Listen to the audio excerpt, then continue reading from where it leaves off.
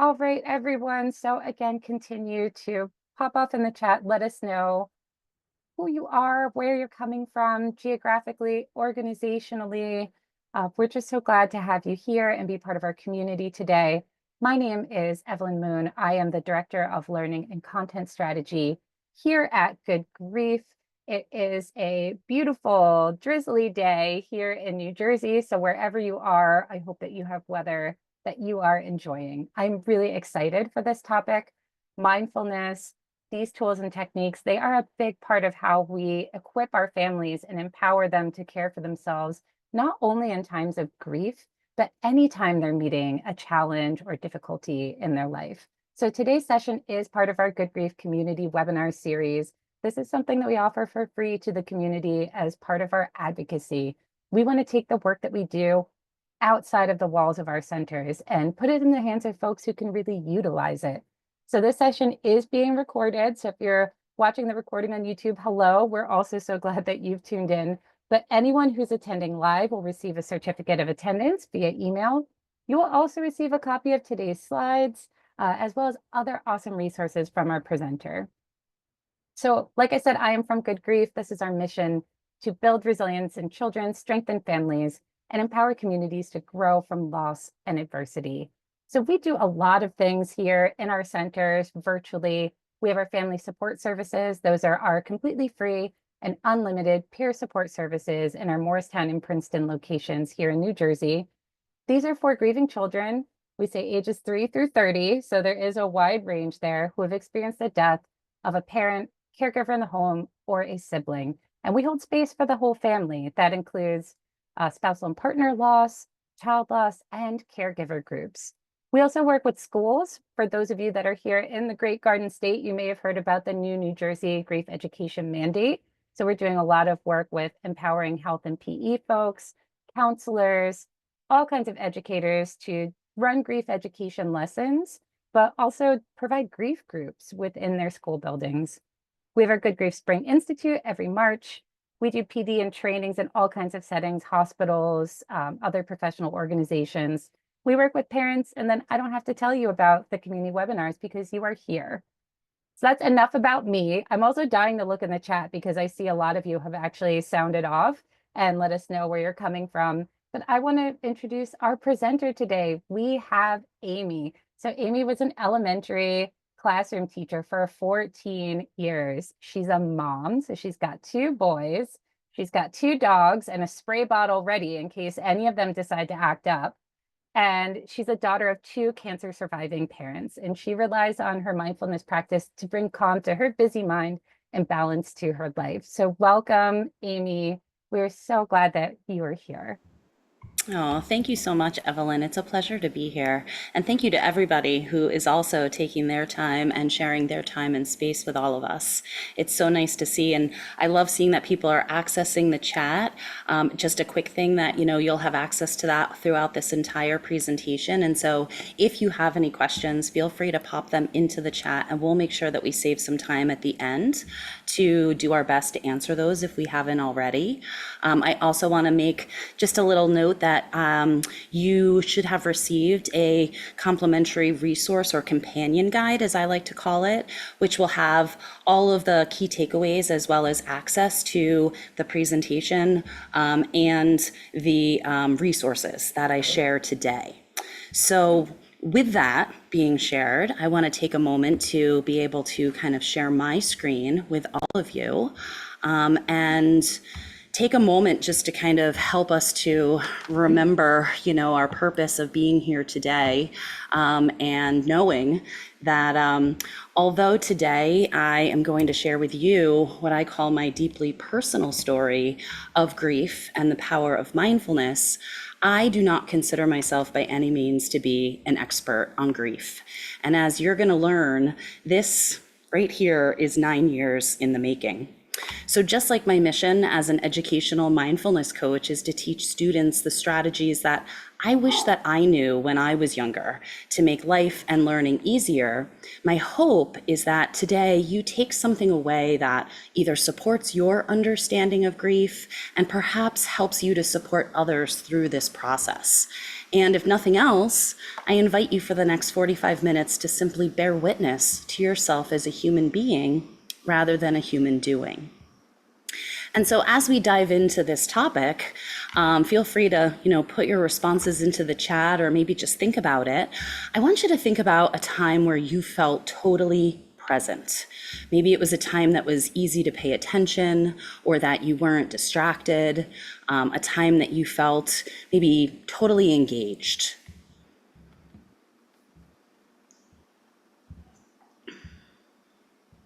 And as you think about these things, I know for me, when I'm in the garden or when I'm, watching one of my favorite shows or reading a good book, right? Maybe these are the experiences that are kind of coming to your mind as well, right? And knowing that it's easy to pay attention when we are not in judgment, right? Because we are in a place that instead is kind of fueling these happiness chemicals.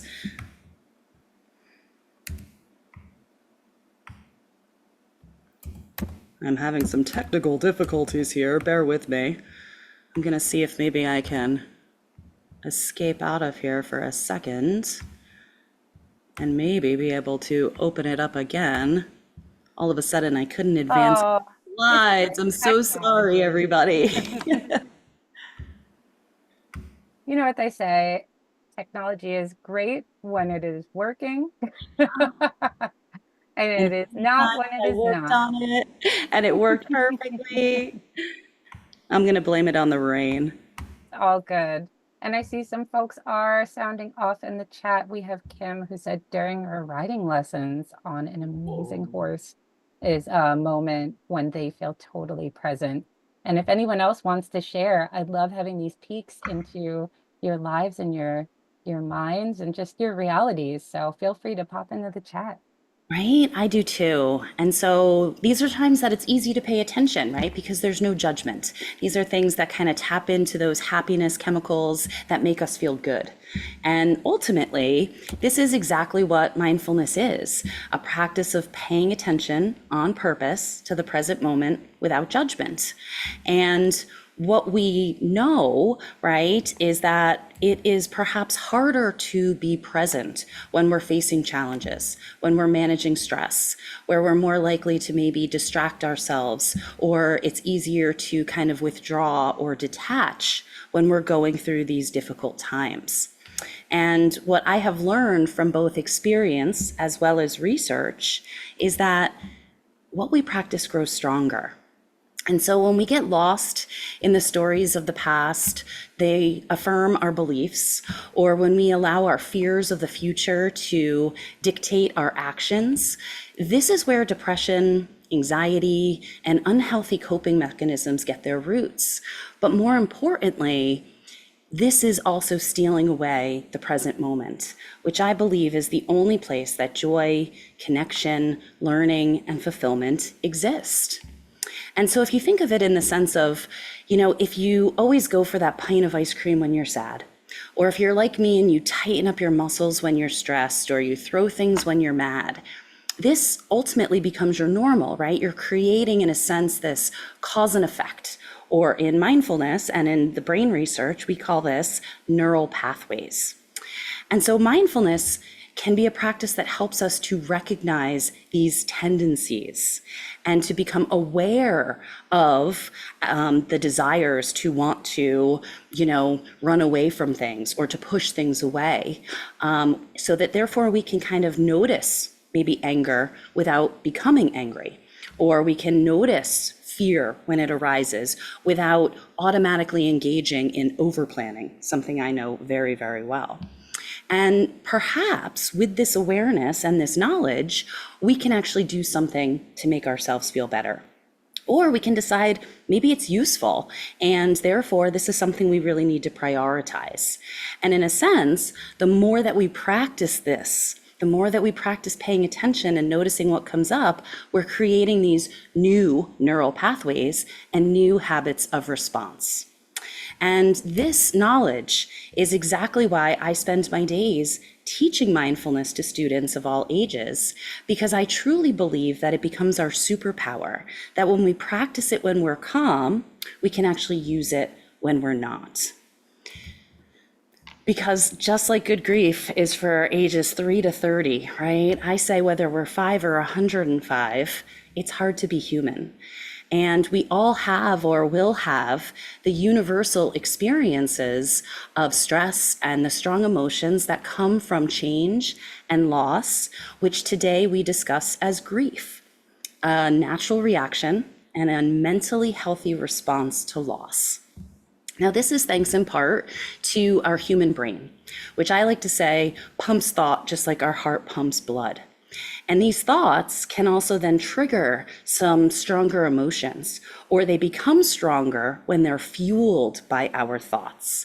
And they have the power to grow a worry into a bigger fear, or grow our sadness into the feelings of despair. And it can even turn excitement into overwhelm.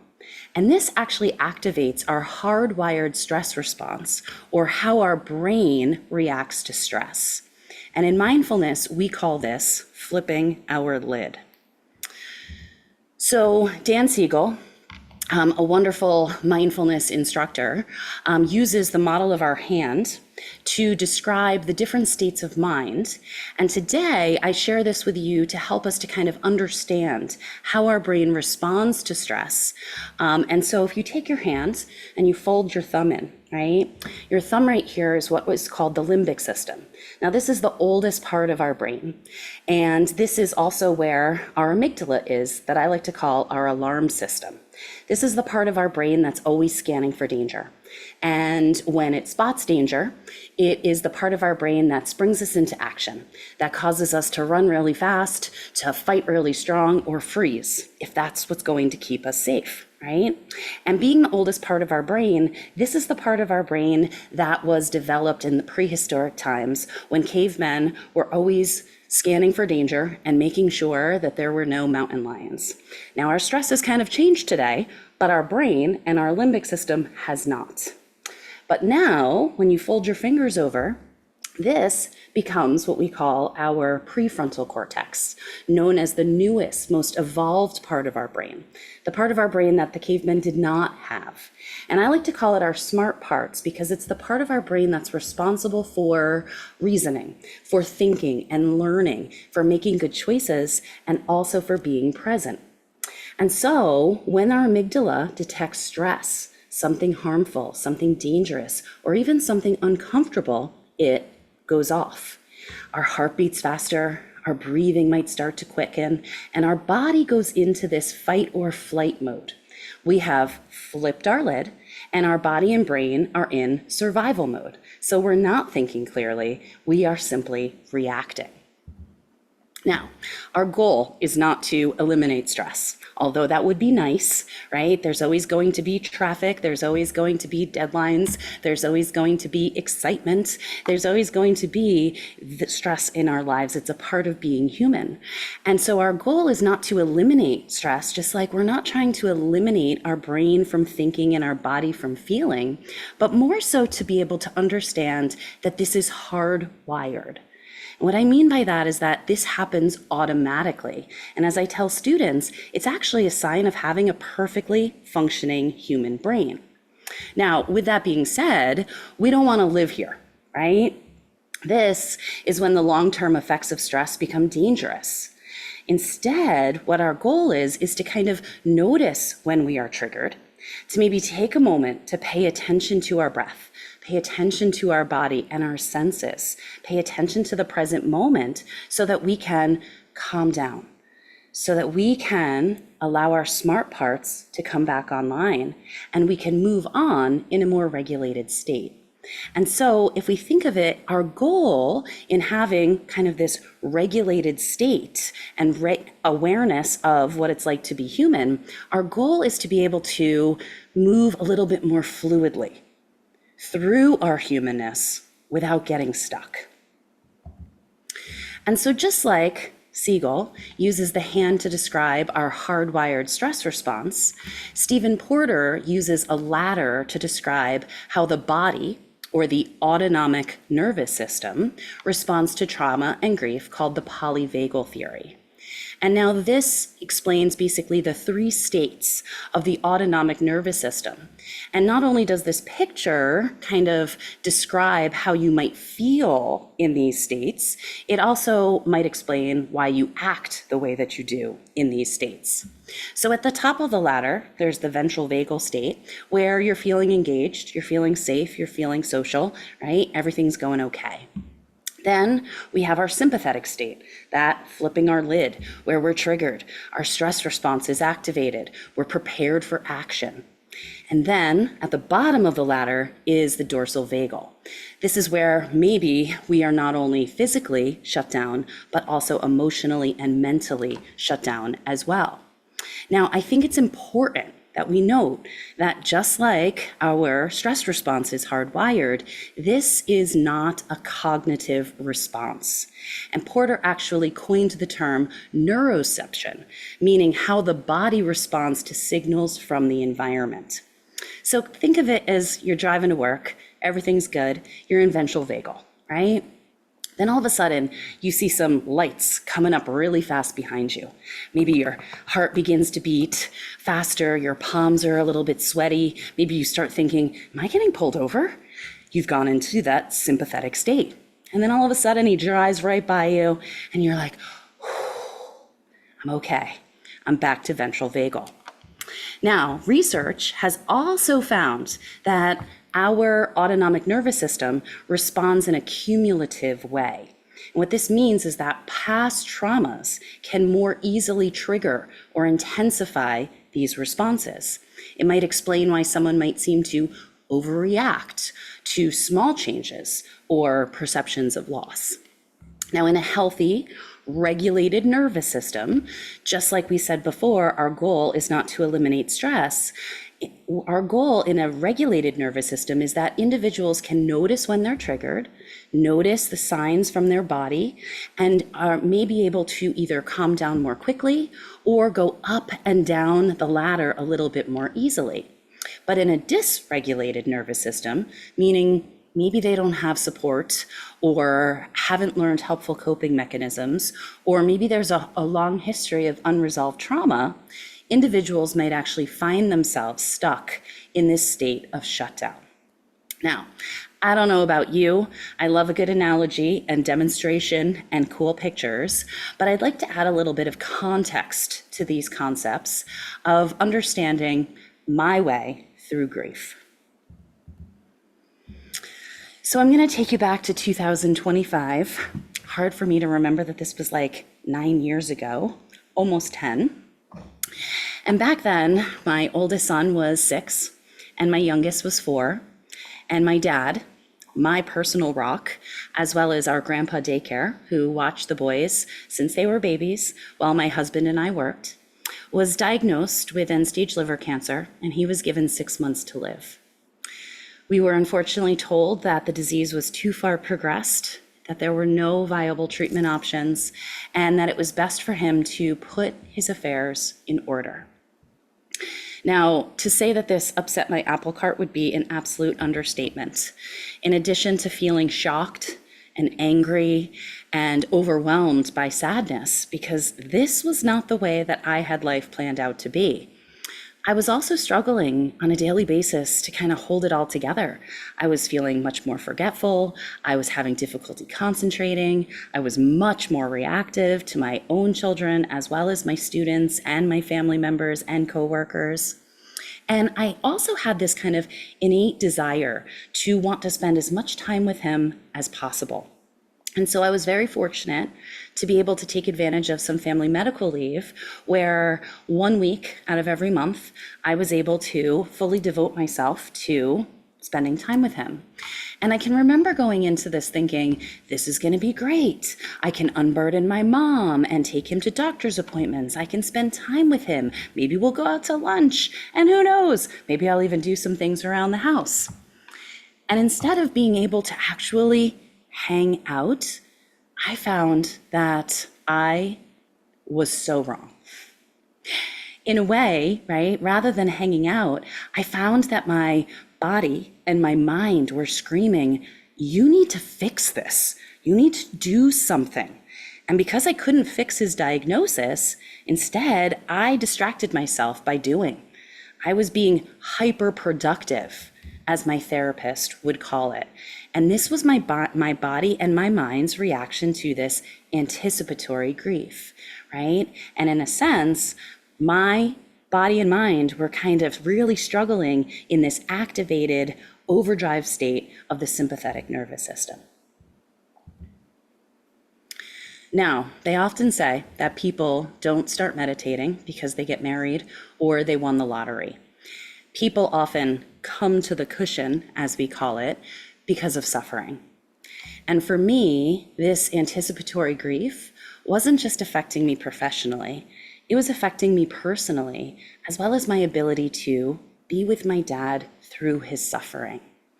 And so my therapist recommended a mindfulness class that met once a week in this cool little Zendo on Sunday mornings, where they had pillows and cushions, and you were invited to sit in silence, maybe with your eyes closed. And during the very first class, it was a guided practice of paying attention to our body, paying attention to our breath, which we call a single point of focus in meditation, and returning to it as often as needed. Now, if you've ever tried mindfulness before, it sounds simple, but I can assure you it is not very easy. Because as I sat there, looking completely still on the outside, my mind was doing its thing, right? And as I sat there, I was thinking of all the things that I needed to do. And so I came back to my breath. And then the longer I sat not doing anything, the more thoughts that started to kind of bubble up inside of me. And I was thinking about my dad and what were we going to do? And with that came kind of the rabbit hole of all the worries and the fears, the anger and the despair. And I came back to my breath. And just as I was about to kind of open my eyes thinking, what the heck am I doing here? I'm sitting here doing nothing when I have so much to do. The teacher interrupted my spiraling and said, we can't expect to feel joy if we don't allow ourselves to feel suffering. And this was really kind of an aha moment for me. This is really what hit me and made me realize what we practice grows stronger. For me, I had practiced distracting myself from discomfort with work, with projects, with planning and over planning. In a sense, I was kind of running away from or busying myself in these situations that I felt like I had no control. And here I was, unable to control my dad's diagnosis. And so I was engaging in this familiar, productive, yet unhelpful coping strategy of reinforcing a wall, if you will. This wall that I had spent a lifetime building that I used to protect myself from feeling. And yet, like all good walls, they don't just keep out the uncomfortable feelings, they keep them all out. And so for me, these walls were what were preventing me from being able to be with my anticipatory grief, as well as being able to be with my dad. Now, I fortunately continued with this practice, especially after this aha moment. And I noticed immediately that after a few weeks, it started to transform my Sundays. And instead of starting the day off with chores and to-do lists, I was going to class and I was coming home feeling more calm, more intentional, and surprisingly, I was still getting it all done, but less like a drill sergeant kind of barking orders at my husband and my kids. And I started to think, what if every day could actually feel this way? And so we call it a mindfulness practice for a reason, right? It's definitely not a one and done. And if we want to get better at something, we have to commit to that. And so I decided to start my day with practicing mindfulness in my home. And I'll be honest, I first started off with 5 minutes. And slowly, over the course of probably 2 months, I was able to build myself up to 20 minutes. Even today, years later, my mindfulness practice doesn't take more than about 20 minutes a day. And so using an app called Insight Timer, I had a practice of starting to sit with myself to kind of tap into what it was like to be me in that moment. And I started to notice thoughts. I started to notice feelings. And I practiced not getting consumed by them and instead returning to my single point of focus. I could feel sadness and anxiousness without becoming it, and learning how to maybe resist the urge, right? Noticing that resistance, but also resisting that urge to jot things down, to stop what I was doing and spring into action. But this also became a really important time for me to also be able to check in with my energy for the day. There were some days that I could be that task rabbit that needed to get everything done and could do it. And there were other days where I noticed that I needed to be in energy conservation mode, as I like to call it. I was able to kind of notice as well what was coming up strongly, what I needed to prioritize. And by doing this, in a sense, I was practicing listening to my body when it whispers so that I didn't have to deal with it when it screamed, right? Not only did this have powerful impacts on my morning, but it also began trickling into my day in small moments when I simply stopped and took a moment to practice this awareness and compassion. I noticed immediately a decrease in my headaches. I was learning to let go of tension. I started sleeping better. And essentially, I was retraining my brain and my body how to hold a feeling without becoming a feeling. I was, in a sense, deepening my capacity and my ability to recognize the signs of my sympathetic state when I had the urge to fix things, when I had the urge to run away, and instead, I used the present moment to bring me back to ventral vagal. And this skill not only helped me to be with my dad, but it's what I truly believe is what helped us to turn his 6-month prognosis into 4 years of living.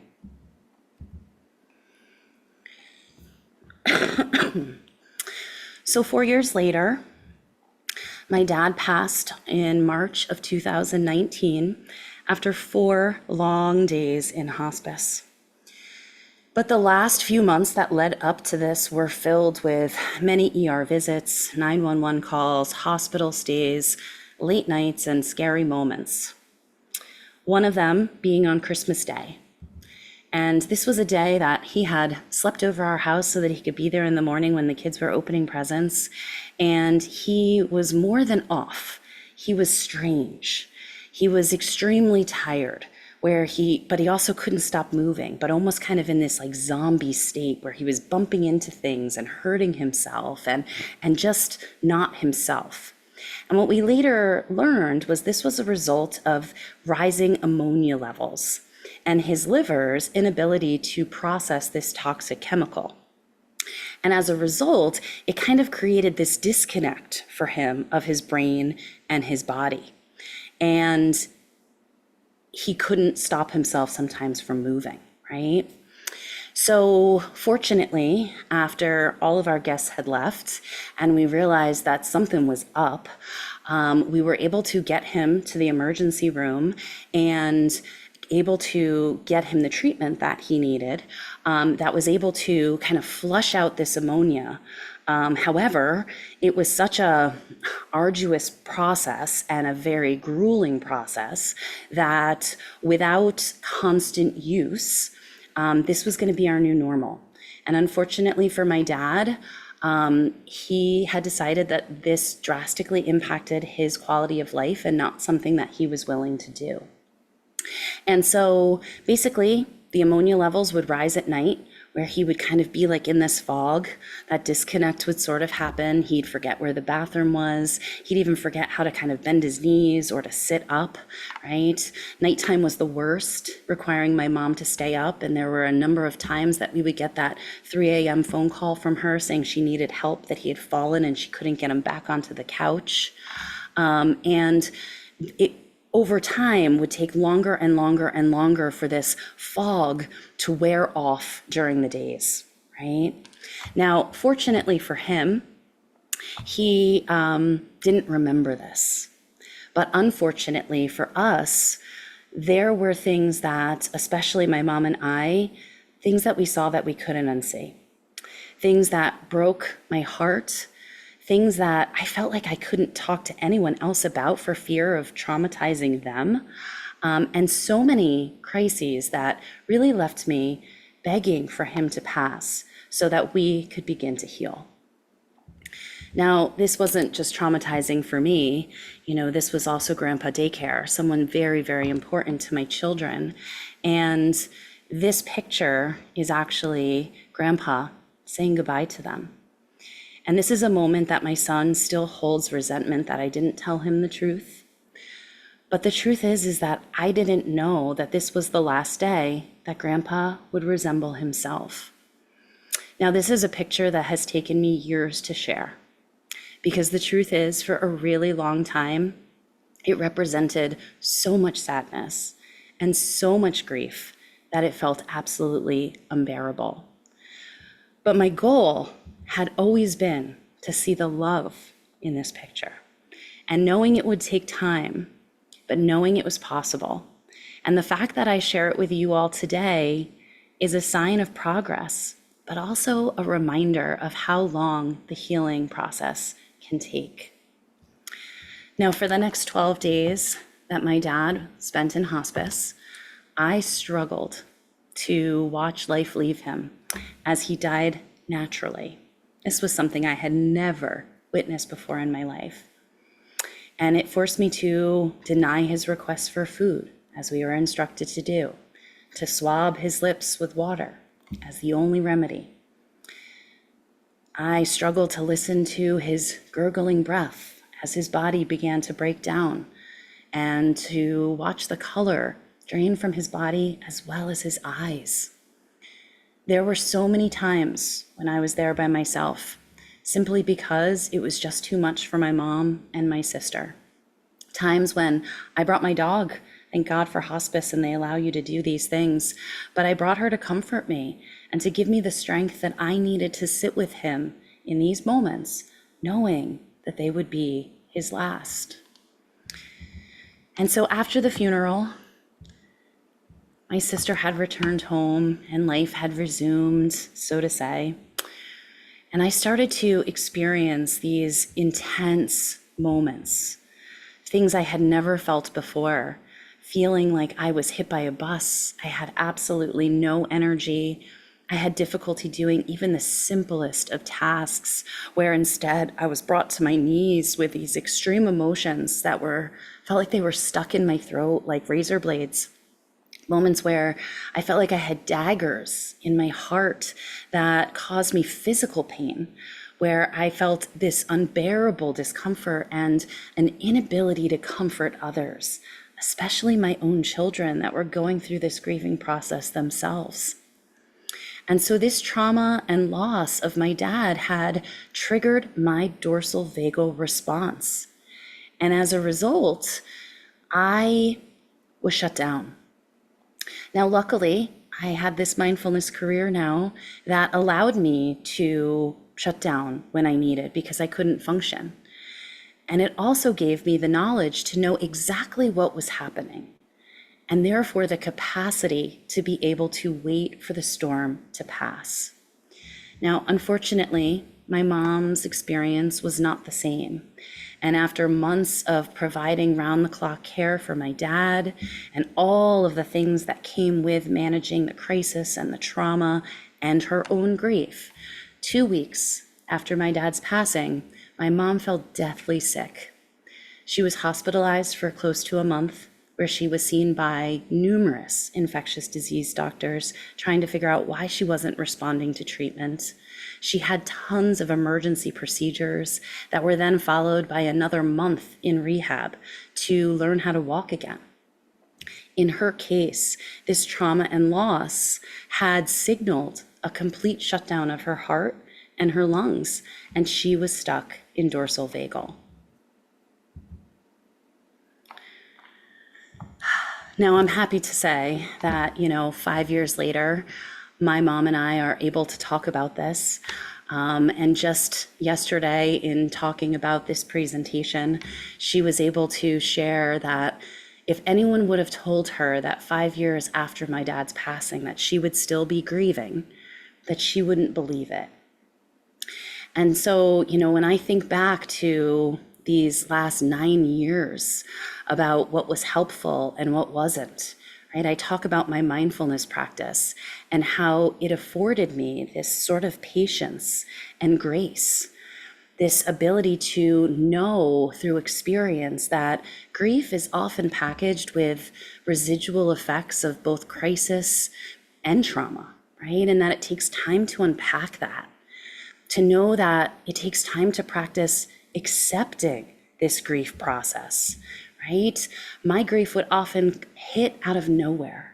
And I would have to use my knowledge of mindfulness to know that even the strongest of emotions would come and go in 90 seconds if I allowed them to. And so sometimes that meant that I needed to pull over on the side of the road and cry, or I needed to stop what I was doing and allow myself to feel, because for me, that was the path to healing. I also needed to know that there was no right or wrong way. Some days I needed to talk and cry and fall apart. And other days, to be honest, talking was just too painful, or I was tired of crying. And what wasn't helpful was that I judged myself and I judged others. I judged myself for under grieving. I judged my mom for over grieving, right? And what I realized in the end is that we were both just trying to navigate each day without him and live with the everyday reminders of him. We were trying to manage each first thing or every holiday after his passing, while managing the emotional roller coaster in our own ways. Everybody grieves differently. But most importantly, what was the same was that we were just trying to learn how to move forward. We were trying to learn how to carry our grief into our days and lives. And what I can say that was something that was super helpful for me was being able to share my story with others when I was ready to talk about it. And by doing this, it created opportunities for others to share their stories with me and to reassure me that I was not alone. So if you think about your own personal story of grief or times when you lost someone or experienced suffering, chances are those who showed up or were the most helpful to you had probably experienced grief or loss themselves. In fact, it's also probably the reason why you're here today, I would imagine, because maybe you're that person and you find yourself in the position of supporting others through grief. Or maybe you recognize how hard it is to be present and to witness the suffering, not just in them, but in yourself as well. And so in mindfulness, this is what we call compassion, which I find to be so lovely that the root meaning is co-suffering. When we can acknowledge the pain in others and in ourselves with a heartfelt desire to want to unburden it. And when we can view grief through this lens of compassion, it not only helps us to support others through this process, but it helps us to honor our own suffering and avoid burnout. And so I like to think of this kind of like you see someone that's carrying a heavy load. And our job is to try to make carrying that load a little easier for them. It's not to kick the entire weight from them, but instead, maybe we hold the door for them. Or maybe we take some of the weight to make it more manageable. Or maybe we find them a cart to push that load themselves. So recent studies have actually shown that compassion has actually a greater impact on our physical and psychological well-being when we're managing grief than focusing on resilience alone, right? And so what this really tells us is that by supporting others, not only can we heal our hearts, as well as helping others to learn how to move forward. And I truly believe that the greatest path to compassion is through our own presence. And so instead of trying to fix it, right? I do this a lot. I'm a fixer, as you may have picked up on. Instead of trying to fix it, can we just be there? Can we recognize our own experience that is triggered by grief? And then can we share our calm and our safety to tell the nervous system to help them co-regulate, I'm here and I'm not going anywhere? Can we listen without trying to silver line it or minimize it? And can we unburden ourselves from trying to always say the right thing? Now, the truth is, there's nobody better than Brené Brown to help us understand this. And so I am going to share this quick little video with us in hopes that perhaps it helps you. So what is empathy, and why is it very different than sympathy? Empathy fuels connection. Sympathy drives disconnection. Empathy, it's very interesting. Teresa Wiseman is a nursing scholar who studied professions, very diverse professions where empathy is relevant, and came up with 4 qualities of empathy. Perspective taking, the ability to take the perspective of another person or recognize their perspective as their truth. Staying out of judgment, not easy when you enjoy it as much as most of us do. Recognizing emotion in other people and then communicating that. Empathy is feeling with people. And to me, I always think of empathy as this kind of sacred space when someone's kind of in a deep hole and they shout out from the bottom and they say, I'm stuck, it's dark, I'm overwhelmed. And then we look and we say, hey, you can climb down. I know what it's like down here, and you're not alone. Sympathy is, ooh, it's bad, no, you want a sandwich?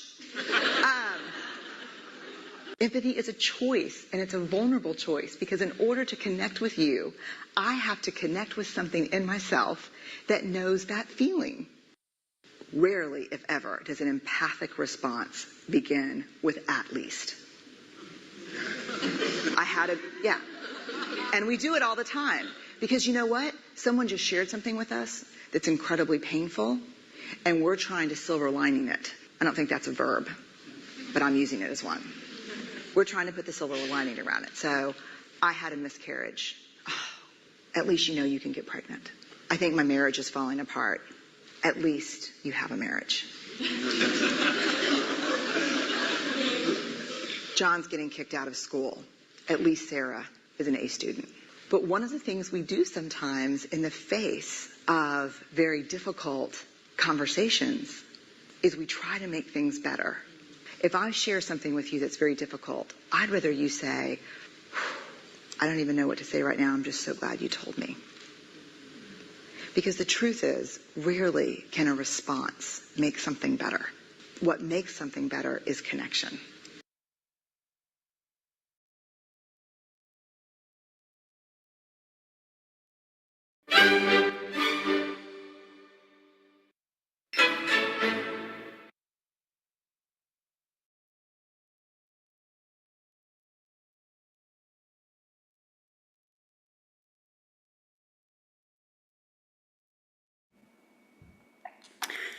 Brené Brown has been my mentor, not just for life, but for learning. And I appreciate her in so many ways, but especially because I found this response, right? I'm somebody who always tries to say the right thing and truly wants to help, but I struggle with trying to fix. And, you know, kind of coming to terms with the fact that it's not our job to fix it, right? But can we simply use our focus on connecting rather than fixing and allowing ourselves to simply be human? And when we do that, this is when we can embody the compassion that is needed so that we can kind of walk beside them. You know, follow that path of healing and letting them know You're not alone. This is hard. It will get better, but it will also take time. And so as we, wrap up today, and before we kind of dive into any questions and comments that you might have, I encourage you to check out the companion guide if you haven't already. And this is a resource that I created for you, and hopefully you'll have access to it digitally, so that you can simply click on not just the presentation from today, but as well as the key terms and the resources and the references, should you decide that you want to share it with someone, or maybe you want to dive a little bit deeper into these topics. You will also find the quick links to my email, my website, and my social media in case you have any questions, or if you're interested in learning more about mindfulness for yourself or for others. On this as well, I invite you to join my free mindfulness meditation class that I run virtually twice a month. I know we didn't get a chance to do any mindfulness here today, but if it's something you're interested in, I invite you to join us for a class. And it meets twice a month on Wednesday nights from 7:30 to 8:15 on Zoom, meaning you can join from the comforts of your own space. And you can find the details on how to join on this handout as well. And lastly, a very special invitation for you to check out my passion project called Mindfulselff. This is truly how I turned my suffering into healing, and made meaning out of the suffering that I was bearing witness to and managing myself, through a process of connecting with others. And so if you might know someone who could use some hope and healing, I encourage you to visit my webpage, which is mindfulselff.com, can be found on the handout, and you can learn a little bit more about our give back policy and see how you can get one sent to them for free. So with that being said, everybody, I am going to turn it back to Evelyn and open it up for any questions and comments and anything that she needs us to know. Yes, thank you. I have some friends who are wondering what should they do if they did not receive the packet after registering. Do not fear. You will be hearing from us here at Good Grief. Since you were here live, you will also receive a certificate of attendance. So you will get the packet.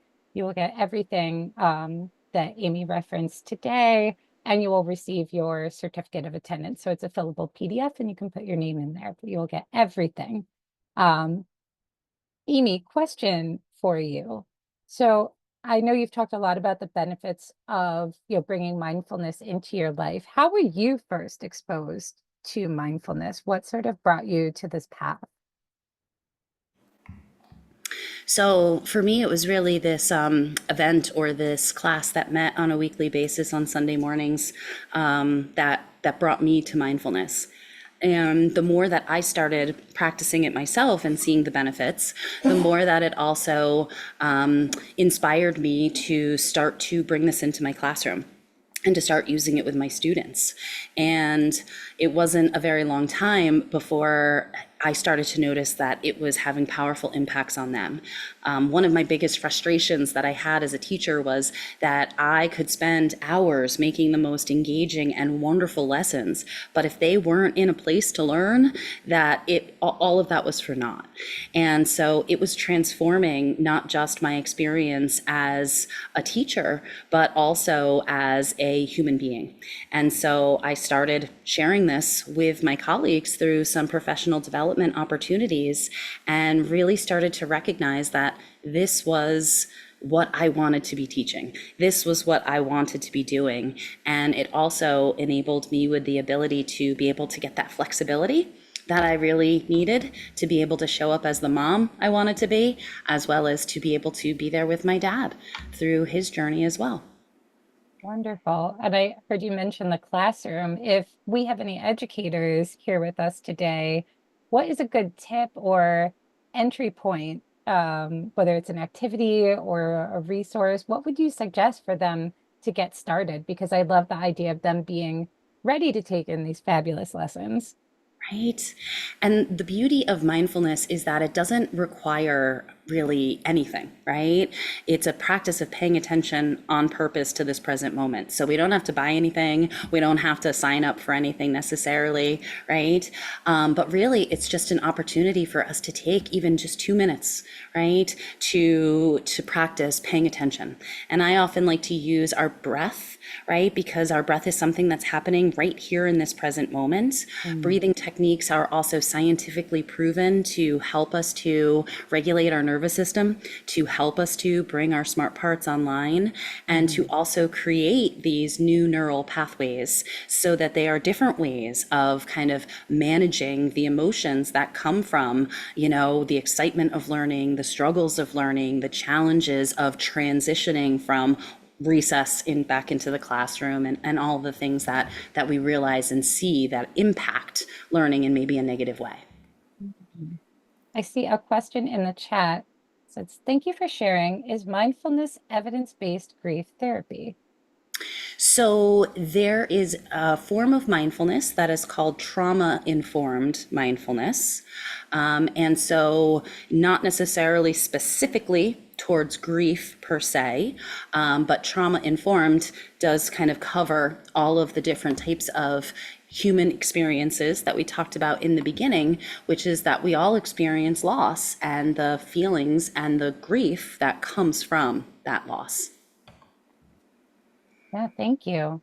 What do we have here? So this is another classroom question. It looks like, are there any resources, videos, or apps that can be offered to us educators/counselors for students? In my case, grades K through 8, but it can be higher grades to start off a class and support them to be ready to take in the moment. Yeah, so with that, I would absolutely encourage you to check out my website, Mindfulselff, with 2 Fs. It's an acronym that stands for Social and Emotional Learning for Friends and Families.com. And you'll find resources as well as videos, my favorite practices. I create all my own content and I share a lot of it there. There's also links to my YouTube videos. And if you have any questions or you're looking for additional supports, a lot of what I spend my time doing is supporting schools, whether that is doing student assemblies or pushing into classrooms to teach these specific mindfulness-based strategies to not only help to make the job of learning easier, but also to make the job of being human easier. Yes, and being human is hard, as you said earlier, at any age. Here's a question about adolescence. Since adolescents experience grief differently than adults on a developmental level, do you adjust your techniques when helping teens compared to adults? So, in a way, I guess I would want to know a little bit more specifically. As I said, I am not an expert in grief, and so I don't know specifically about the developmental maybe process that might impact grief differently. But as I say in mindfulness, right, if we truly want to impact our students, right, then, I truly believe that helping students to be their best selves, helping them through difficult times, what makes us good at that is our experience. And so, like I say, when I, teach mindfulness to teachers through professional development, is that I have seen and witnessed and experienced myself that a teacher who has a practice in mindfulness can actually have a greater effect on their students than simply trying to teach it to them, right? And so I feel like that's really why I lean into this whole process of, can we be present? Can we share our humanness? And then we can help to kind of co-regulate. I have to believe that everyone's experience with grief is slightly different. Just like what is helpful to me might not be helpful to others. And so maybe that is helpful in dealing with different ages of students that are managing grief. Yes, and since it was a developmental question, I shared a good grief resource, and I'll plug this at the end, but we do have a wonderful resource page. It is all free to access. We want you to be able to utilize these to share with schools, parents, anyone like that. But sort of looking at the developmental stages that we see in our centers. So There might be some colors on there if you're wondering. We color code our children's groups. So our youngest is green, orange, blue, and then purple.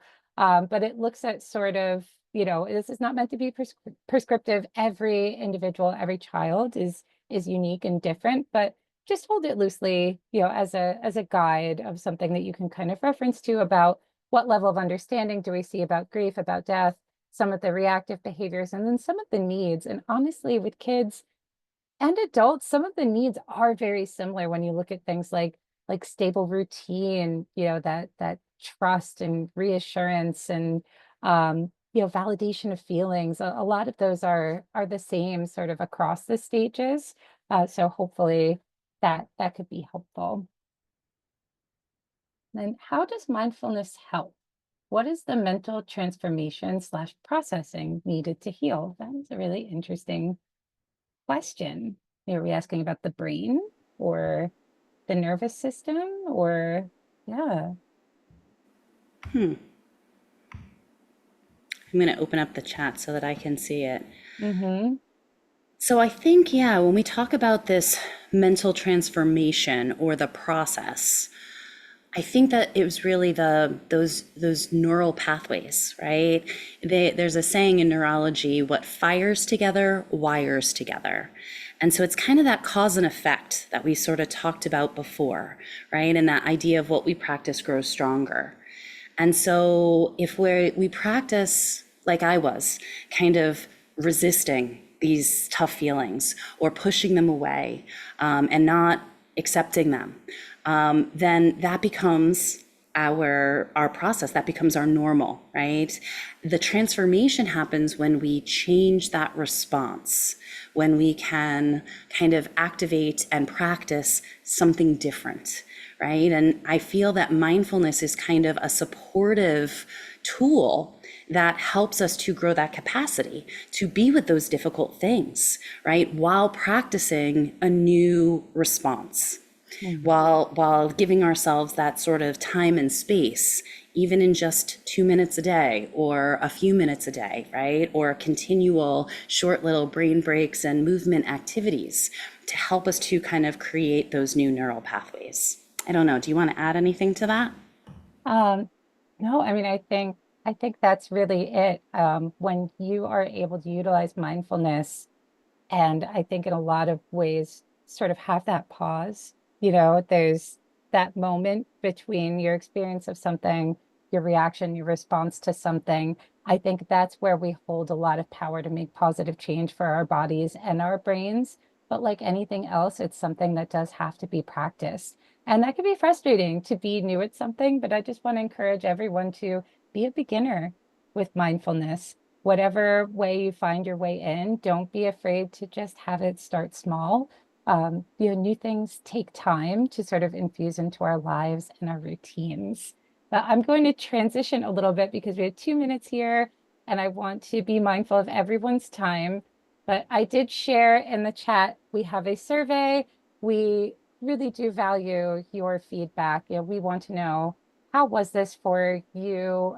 What resonated? What topics would you like to see us address in the future? We have a lot of great things coming up. Next month, we have Madeline Aragon. She is a certified grief recovery specialist.